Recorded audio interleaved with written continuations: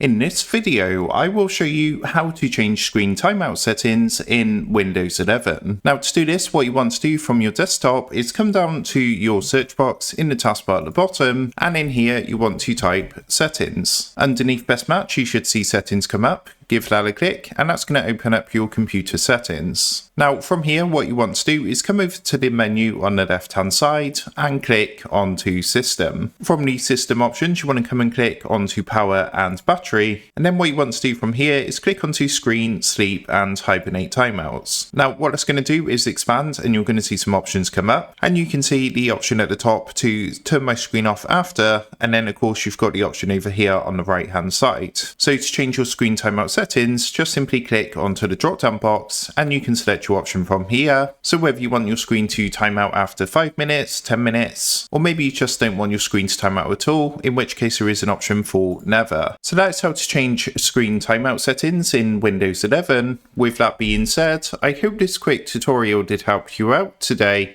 And if this did help you out, I would really appreciate it if you was to consider dropping down below the video, leaving a like, and also subscribing to the channel. With that being said, I just want to take a minute to thank you guys for watching this quick tutorial, and I will see you in the next video.